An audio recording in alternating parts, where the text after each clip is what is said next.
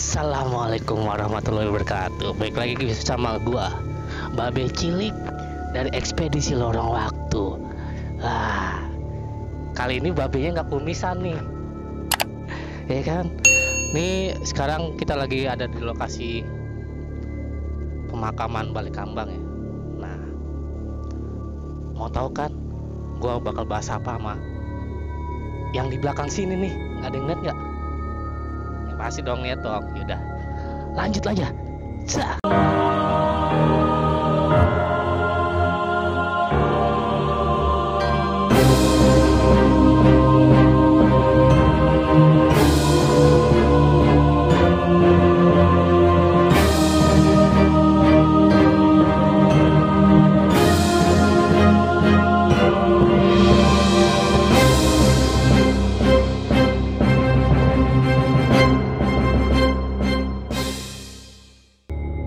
Nah, kalian kan udah denger kan tadi backsound jing jing jing jing jing jing jing jing jing jing jing gitu. Backsound Ekspedisi Lorong Waktu. Sekarang kita panggil nih bintang tamu kita ya kan. Dia tuh cowok atau cewek nggak tahu sih, tapi dia joki motor. Kita panggil ya, Nana. Buruan, durasi nih tuh, produser marah-marah tuh. Apa kabar, Nak?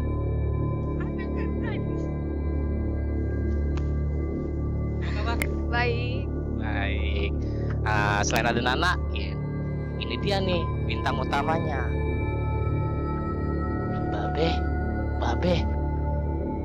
Babe Ahmad Taufik. Kita panggil Babe. Tuh. Oh itu. Waalaikumsalam. Gimana Be? Kita bahas apa hari ini? Apa kira-kira yang enak bahas? Apa? Nana ada pendapat? Ini kebetulan nih suasananya kita di makam. Ya. Cocok dengan suasana makam. Oh, karena bintang tamunya cewek, kita bahas cewek, Be. Iya, ntar Cewek yang semua. Iya. Oke. Kita duduk aja langsung, Be ya. Oke, kita balik lagi di Ekspedisi Lorong Waktu. Sebenarnya nih aneh, nggak enak nih sama yang punya acara dibajak. Jadi hari ini kita bahas cewek Be, berbaju putih. Cewek berbaju putih. Gaun putih. Begitu booming, begitu terkenal. Oke. Dan hampir seluruh Indonesia, bahkan mungkin ke luar negeri ini sangat terkenal. Iya. Begitu. Apa tuh, Be? Apa kira-kira namanya? Miske kalau bahasa gaul ya sekarang. Miske Iya, ya? Miske. Atau Misnet. Miss malam dong. Miss night kan miss malam. Karena biasanya dia muncul malam memang. Iya. Gitu. Jadi hari ini kita bahas kuntilanak. Jadi kuntilanak itu nggak hanya di Indonesia, di luar pun ada. Di Jepang tuh ada sesosok kuntilanak, tapi disebutnya Sadako. Iya. Bukan sedap. Jadi dia sama baju putih, tapi dia keluar dari sumur. Gitu, Sadako, setan itu. Gitu ya. Oke, jadi kita balik lagi nih ke masalah kuntilanak. Nah, ini kebetulan bintang tamu kita hari ini Nana ini orang itu Be, Indomie sedap gitu ya. Ada indigo ya. Indigo ya, yang bisa ngeliat. Kali dia Babe bisa menghadirkan atau apa gitu, dia bisa ngeliat. Saya sih nggak bisa ngeliat, bisa ngeliat.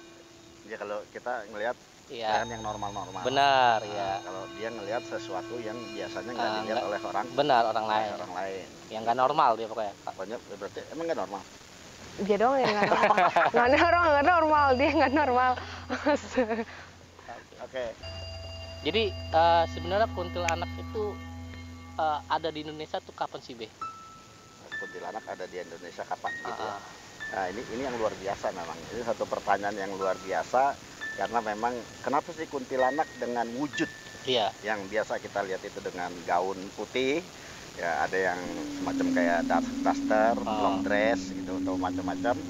Nah, kapan sih kira-kira kuntilanak ini ada di Indonesia itu munculnya kapan itu? Nah, memang munculnya ini memang beragam.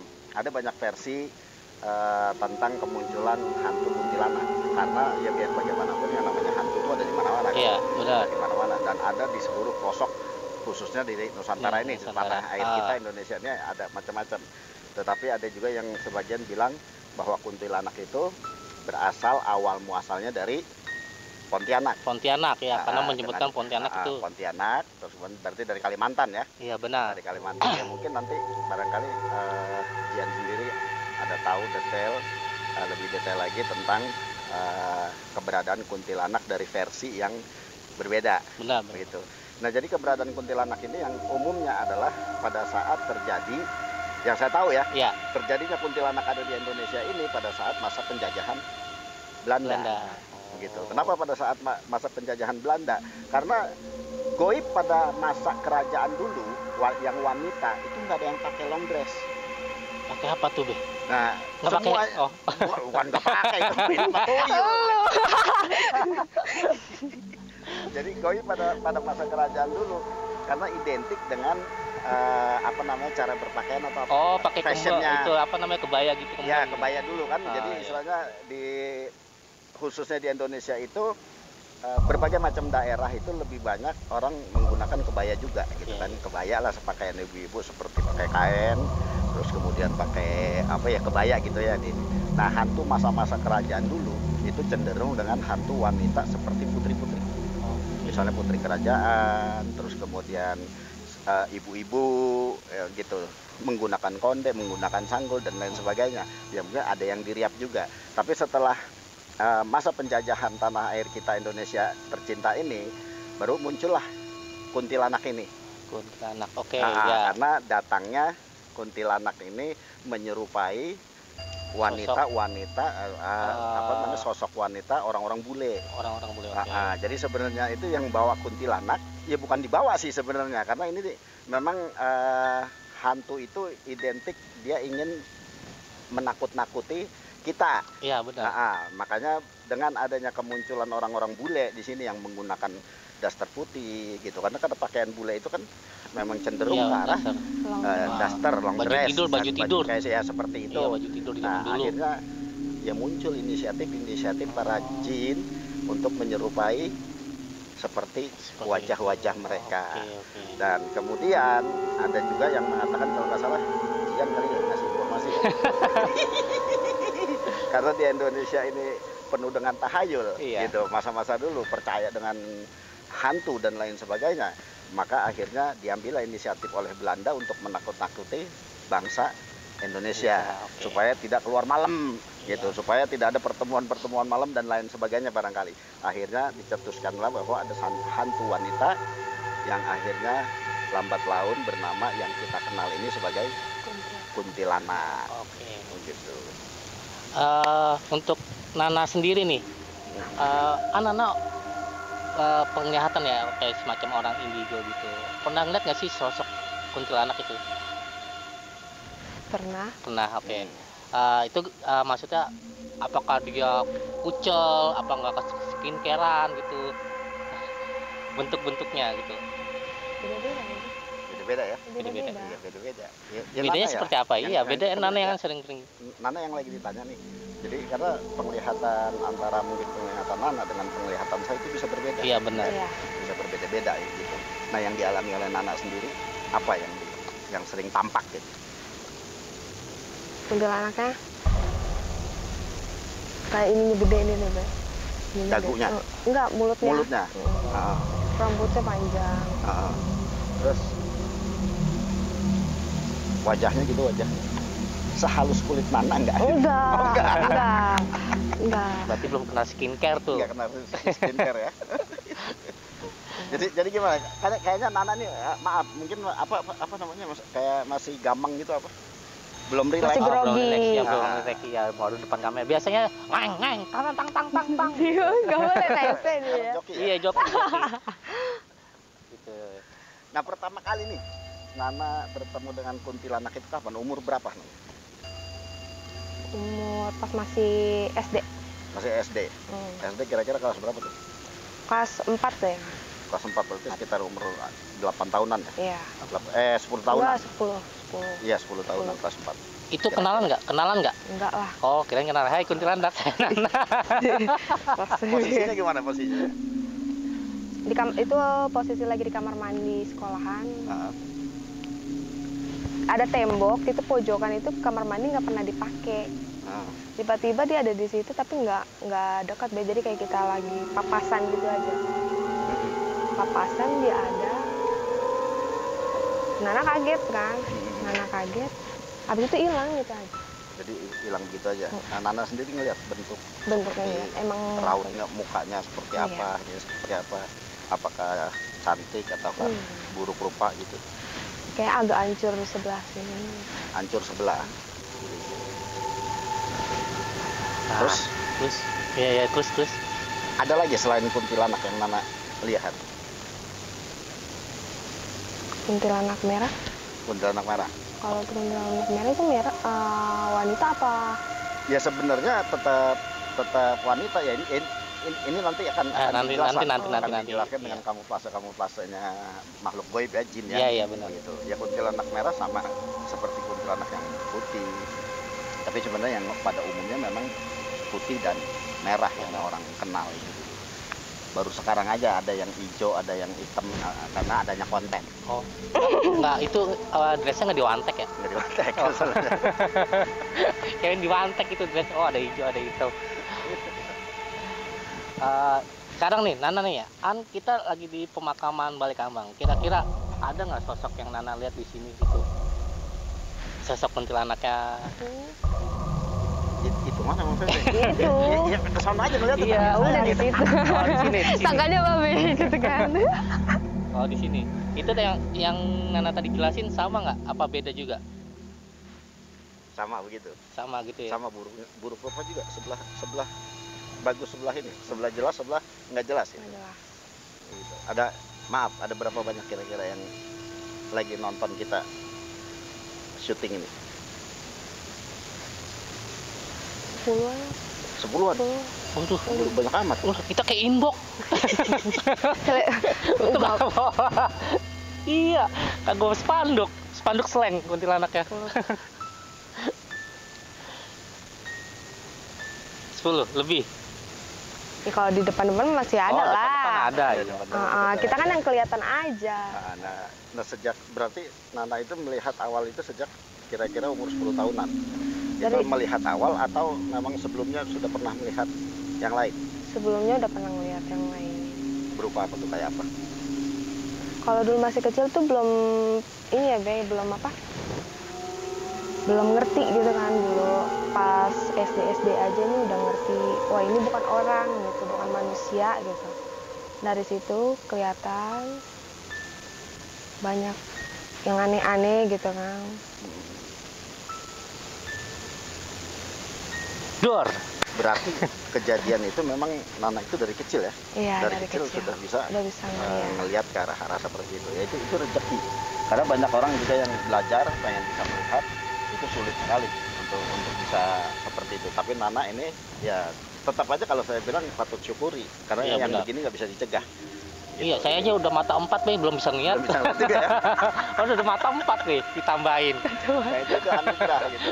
Cuma permasalahannya satu memang yang perlu ini adalah bagaimana situasi kondisi Nana sekarang ini rileks dengan suasana mereka para goib. Nah ini cenderung yang sering dialami oleh indigo ya, para indigo ini, karena memang tidak ada yang bimbing, tidak ada yang mengarahkan, ataupun ada yang mengarahkan malah memanfaatkan, itu banyak. Itu malah kan. Tetapi memang ini harus dibina. Artinya dibina itu adalah bagaimana kita memanage diri kita sendiri supaya energi-energi dari alam goib seperti hantu-hantu, jin-jin yang ada itu kita tidak kena interaksinya. Kita tidak terkena energi daripada energi negatifnya mereka para hantu. Nah, bagaimana istilahnya kita ini lebih bisa mengkondisikan diri kita, bukan lu yang perintah gua, misalnya bahasanya begitu. Tapi gualah yang harus perintahin lu. Jadi nggak bisa kita tolak nih, kayak Nanang udah nggak bisa nolak kan. Mau lari pun ya tetap kelihatan. Kan gitu. Nah, jadi satu-satunya ya harus lu pet aja sama gua sekalian ayo. Jadi harus beraniin mentalnya. Jadi yang dibina adalah sebenarnya mentalnya. Jadi mental ini ya berkaitan karena dengan goib harus ada mental spiritual memang yang harus dijalanin. Jadi itu ya pengalaman Nana, berarti bukan hanya umur 10 tahun ya Nak ya, Bukan. Tetapi dari kecil sudah melihat hal-hal, hanya umur 10 tahun itu mulai paham, mulai Paham. mengerti kalau itu bukan manusia. Iya. Gitu. Mungkin ada pertanyaan lagi, Jan? Enggak sih, ini buat penonton ekspedisi luar waktu, cuman mau jelasin ya. Jadi kuntilanak ini pernah dibikin buku sama orang Jerman. Oh gitu. Iya, di boleh, tahun boleh jelasin. 17 di tahun 1771. Bukunya itu Ghost Narrative and Malay, apa nih, nggak baca lagi, Modernity in Pontianak. Jadi berasal dari Pontianak. Pontianak. Dalam artikel tersebut menjelaskan kuntilanak itu pertama muncul di kalangan masyarakat Pontianak, Kalimantan Barat. Di antara kota pertemuan dua sungai, yaitu Sungai Kapuas dan Sungai Landak. Dia muncul di situ di tahun 1971. Kalian boleh, penonton ekspedisi luar waktu bisa cek ya. Itu ada 1971 apa 1771, maaf. 1771. Nah, itu ada dibikin buku oleh orang Jerman. Kalian bisa ngecek di Google atau di kursus. Itu sih bukunya sih sekarang ada di Jerman sih. Ya, karena orang Jerman. Iya, karena orang Jerman itu. Oke. Itu cuman sekedar info ya. Sekarang baik lagi ke Ane mau nanya nih sama Babe sama Nana. Kemudian digambarkan kuntilanak itu ada beberapa warna ya, varian warna ya kan, Pak. Putih, merah, hitam dan hijau. Nah, terus ada satu itu. Terus kedua, kuntilanak ini yang di film-film nih. Kuntilanak sama sundel bolong sama kah? Kuntilanak dengan sundel bolong. Kan film-film sundel bolong, Susanan sama aja jenisnya kuntilanak, cuman beda bolong. Bedanya bolong. Iya. Ya, betul. Gimana menurut Babe sama Nana, apakah pernah ngeliat sama itu yang kayak di Susana tuh sundel bolong gitu? Apa Nana dulu yang mau jawab. ya? Babe dulu deh. Nyantai sambil tarik nafas santai. Ya oke, mungkin saya jawab dulu sedikit. Antara kuntilanak sundel bolong ini sebenarnya sama-sama hantu wanita, maksudnya begitu, iya, sama-sama benar. hantu wanita. Jadi ada yang bilang begini, sundel bolong itu lebih cenderung ke bayi, penculikan bayi atau makan bayi. Oh, makan bayi. Jadi mitosnya itu adalah mereka para hantu wanita ini yang cenderung, makanya identik hantu wanita ini berdekatan atau sering sekali menghantui orang-orang yang tengah hamil, Iya. orang-orang yang mau melahirkan. Dan ada identik katanya sebagian kuntilanak, misalnya kayak kuntilanak merah atau apa namanya satu itu, sundel bolong. Iya. Nah itu suka sekali mengambil sisa janin, atau seperti misalnya kayak ari-ari Iya. gitu. Terus kemudian bayi yang keguguran dan lain sebagainya itu untuk mereka makan gitu. Jadi makanya cenderung banyak versi sebenarnya memang keberadaan kuntilanak dan sundel bolong ini. Sebenarnya dua hantu yang kalau saya bilang itu sebenarnya serupa, sama dia juga gitu. Cuma memang kamuflase daripada hantu ini, yang satu menyerupai kuntilanak yang cenderung adalah mengganggu, seperti tawa cekikikan, terus kemudian ada di pinggir jalan atau misalnya di rumah, di suasana samping rumah dan lain sebagainya. Ini kuntilanak seringkali berada di situ. Nah sundel bolong lebih cenderung ke arah lebih ganas katanya. Gitu, Jadi menurut cerita itu kalau sundel bolong itu lebih ganas, itu suka mengganggu dan suka mengambil janin anak bayi. Makanya ada mitos entah itu di Jawa saja atau di kepulauan yang lain, saya nggak tahu ya. Iya, benar. Seperti orang hamil menggunakan Bangle. bangle, Iya. terus kemudian menggunakan gunting, Iya. terus ya pokoknya yang tajam-tajam. Terus kalau yang zaman saya kecil dulu ada yang menggunakan tusuk kondeknya itu pakai duri landak. Iya. Duri landak kan ada Iya. dipakai gitu buat itu. Nah itu katanya mencegah agar hantu daripada kuntilanak atau sundel bolong ini tidak mengikuti wanita yang tengah hamil. Begitu. Nah itu sih, ya. Ya. Nana gimana, Nana? Kenapa nyantai? Nyantai. Banyak rileks. Ini nyantai ya, relax aja. Atau harus diusir dulu barangkali supaya lebih nyaman. Relax. Oke. Nah, sekarang balik lagi, Be. Kan ada aneh nanya lagi ya. Apa bedanya kuntilanak sama kuntilanak laki? Nah, itu ada tuh orang ya kan ya di masyarakat luas pasti ya. Ada kuntilanak laki lah. Lakinya dari mana? Emang kelaminnya sama. Iya. Nah itu sebenarnya kalau kuntilanak laki dulu ada yang menyebutnya itu seperti kayak banaspati. Oh iya. Ada banaspati cenderung ya mukanya merah, ada kan seperti itu. Mukanya merah dan seringkali mengundang keluar api. Dari tubuhnya, atau mukanya berubah jadi api, rambutnya berubah jadi api, itu macam-macam ya. Itu yang disebut kuntilanak merah. Dan kuntilanak merah ini karena identik dengan ganas. Iya. Gitu kan, kuntilanak merah itu kalau udah ngejar, bahkan ada di satu daerah itu ngejar selangkangan cowok. Makanya yang cowok hati-hati, selangkangan dijagain. Gitu kan. Nah itu kuntilanak merah. Jadi kuntilanak merah ini sebenarnya kecenderungan ke arah banaspati gitu, banaspati. Nah makanya dia lebih ganas, lebih galak, dan luar biasa lah gitu. Nah kalau dibilang larinya ke kuntilanak merah sih sebenarnya nggak pas kalau saya bilang ya. Sebenarnya dia cocoknya ke banaspati aja. Karena ya, lebih ke arah dia memang seperti bara api gitu. Jadi kalau muncul itu dari api kecil sampai mulai api-api besar. Nah kadang-kadang menyerupai seperti sosok tubuh manusia. Nah cuma karena apinya belum muncul, yang sering kelihatan itu kan kayak bara. Jadi akhirnya kelihatan kayak merah. Nah, disebutlah akhirnya kuntilanak merah. Kuntilanak laki gitu. Kuntilanak laki atau kuntilanak merah. Sebenarnya kalau saya nyebutnya itu bagian daripada banaspati. Artinya masih tetanggaan sama jabrik. Oke. Jadi bahas kuntilanak Bu ya. Ya kenapa cuman si manis jembatan Ancol yang pakai baju merah bukan putih?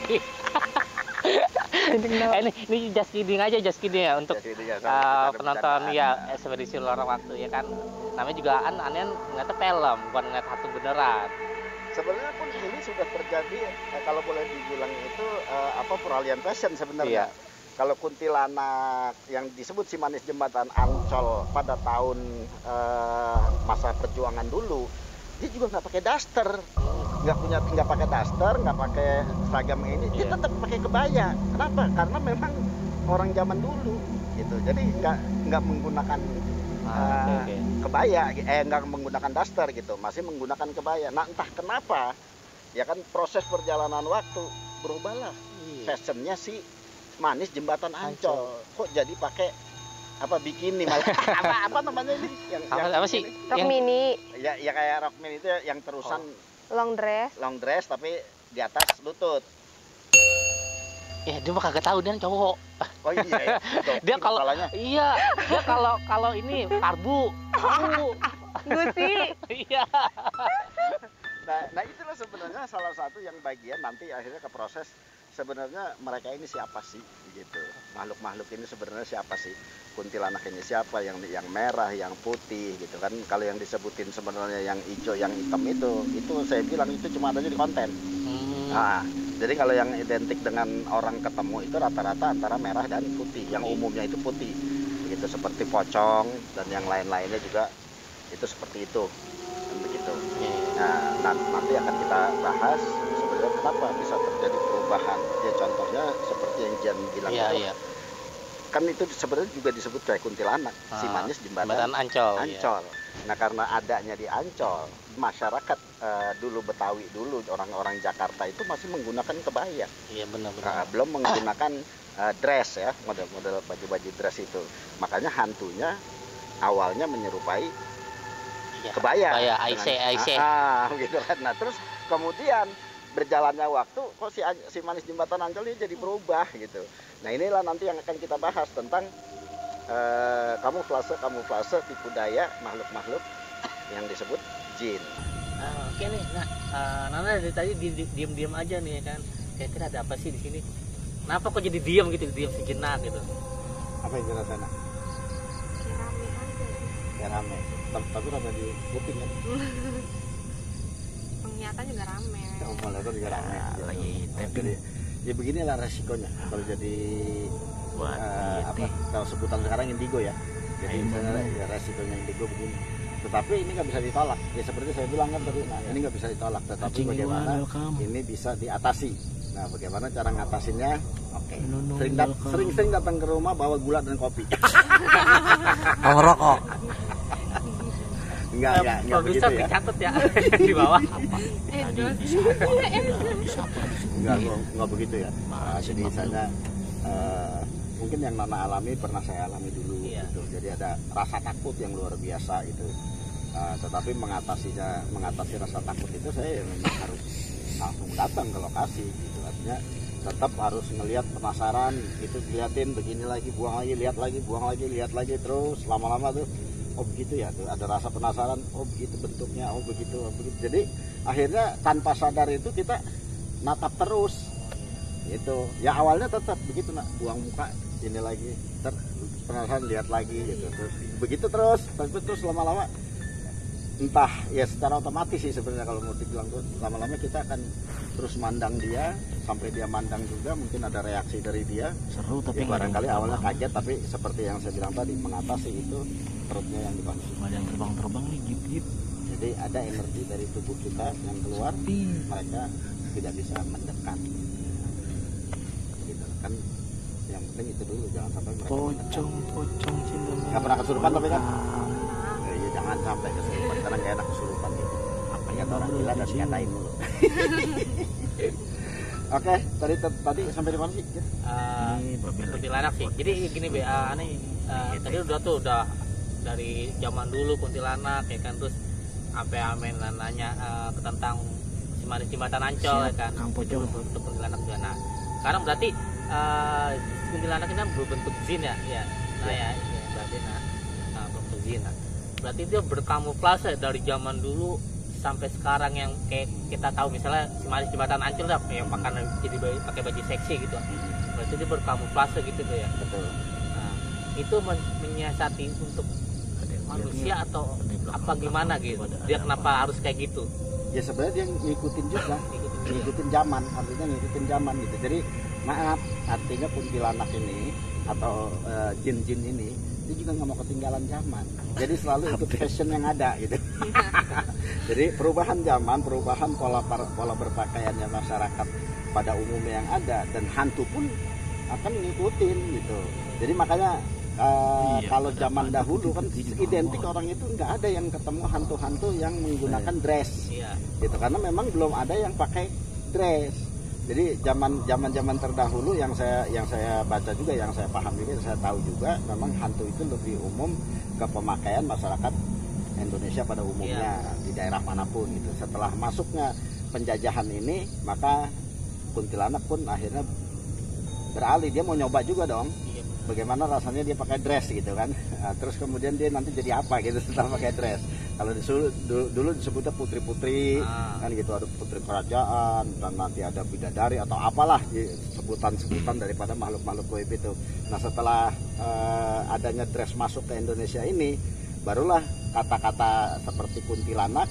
Nah kenapa sih diinin ke arah kuntilanak? Karena memang identik kuntilanak ini berkaitan katanya adalah ruh-ruh para wanita yang meninggal dalam posisi hamil, melahirkan dan lain sebagainya. Terus kemudian kuntilanak ini cenderung menyukai darah, seperti kuntilanak untuk sundel bolong tadi, menyerupa suka dengan darah. Terus kemudian darah nipas, terus kemudian janin bayi gitu, bayi keguguran, ari-ari dan lain sebagainya. Nah ini dikait-kaitan lah, dan cuma ada juga orang-orang yang akhirnya tidak bertanggung jawab. Cara mereka menakut-nakuti anaknya atau orang-orang supaya tidak keluar malam. Jadi mengatakan misalnya nih, lu lagi hamil, jangan kesini, nanti bayi lu diambil sama kuntilanak begitu. Jadi kuntilanak ini sebenarnya dianggap penculik bayi gitu. Padahal hantu itu nggak nyulik lah gitu. Tapi ada hantu yang menyembunyikan manusia, anak kecil. Ada, memang itu wewe gombel. Jadi wewe gombel itu ada. Memang beberapa kasus terjadi di masyarakat kita itu, ada orang yang disembunyikan oleh makhluk halus. Tetapi juga dia tidak memakannya. Jadi istilahnya nggak usah terlalu kita percaya, karena ini sebagian mitos. Ada makhluk gaib yang memakan manusia. Kalau makhluk gaib bisa memakan manusia, mungkin kita udah pada dimakan. Jadi gimana Nana tentang kuntilanak ini? Ada pesan-kesan atau apa nih kesimpulannya dari podcast tadi ya, kita? Dari kuntilanak zaman dulu sampai hari. sekarang, apakah mau dibikin jadi kuntilanak fashion week? Karena berganti kan fashionnya kan ya. Karena berganti fashionnya. Gimana? Udah, jangan nyenggol lah.